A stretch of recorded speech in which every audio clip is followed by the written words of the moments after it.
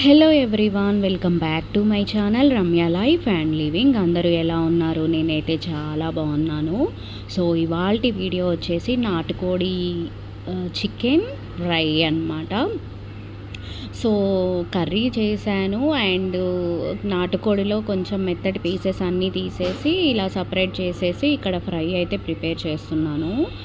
So పిల్లల కోసం first of all అయితే స్టవ్ ఆన్ చేసేసి ప్యాన్ పెట్టేసి ఆయిల్ అయితే కొంచెం ఎక్కువగానే పడుతుంది. ఆయిల్ వేసి ఆయిల్ హీట్ అయిన తర్వాత కొంచెం సన్నగా తరిగి పెట్టుకున్న ఆనియన్స్ కూడా వేసేసి ఆనియన్స్ అనేవి ఫ్రై చేయాలి. ఆయిల్లో బాగా ఫ్రై చేయాలి. అవి కొంచెం టైం పడుతుంది. అంటే ఇక్కడ 2 ఆనియన్స్ తీసుకున్నాను. నేను ఇక్కడ నార్మల్ మీడియం సైజులో ఉండే ఆనియన్స్ అయితే తీసుకున్నాను. అవి 2 మంచిగా నీట్గా కట్ చేసేసుకొని అవి ఆయిల్లో ఫ్రై చేయాలి. ఇలా ఫ్రై అయిన తర్వాత కొంచెం బిర్యానీ ఆకులు ఇంకా మసాలా ఐటమ్స్ అన్నీ ఉంటాయి కదా, అవన్నీ వేసేసాను అందులో. అవన్నీ వేసేసిన తర్వాత ఇలా నాటుకోడిని కొంచెం సాల్ట్ పసుపు వేసి కలిపి పెట్టుకున్నాం కదా, సో అది కూడా నాటుకోడి కూడా అందులో వేసేసి ఇలా నేను చూపించే విధంగా మిక్స్ చేసుకోవాలి.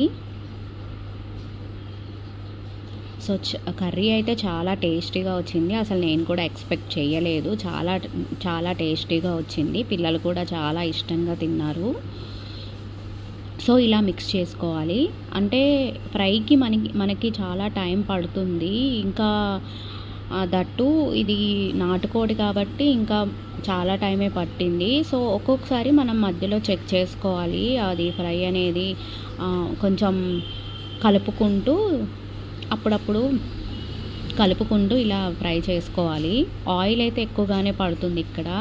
సో చూసారు కదా, ఆయిల్ సపరేట్ అయ్యి మొత్తం వాటర్ అంతా బయటికి వచ్చేస్తుంది. సో ఇలా మూత పెట్టేసి కొద్దిసేపు ఫ్రై చేసుకోవాలి. మళ్ళీ మధ్య మధ్యలో ఇలా స్పూన్తో మిక్స్ చేసుకుంటూ ఫ్రై చేసుకోవాలి.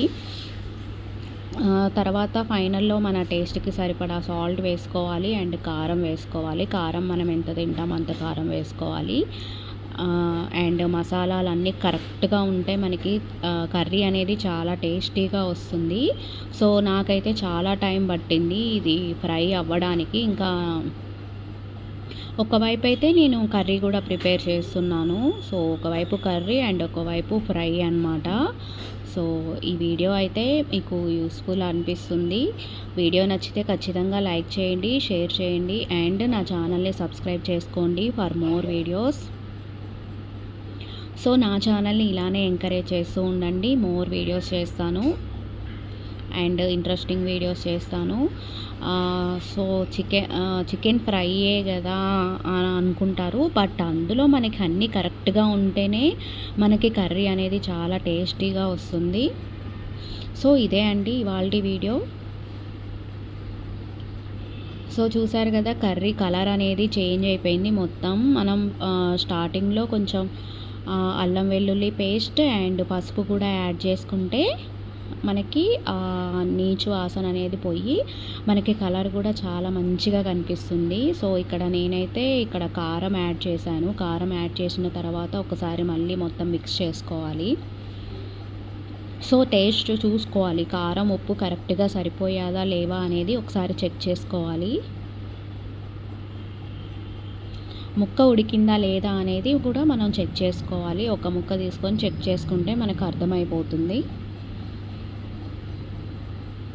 సో చూసారు కదా, స్మెల్ అయితే చాలా అదిరిపోయింది. ఫైనల్లో ఒక పచ్చిమిర్చి కూడా వేసేసుకొని అండ్ కొత్తిమీర పుదీనా ఉంటే యాడ్ చేసుకోవచ్చు.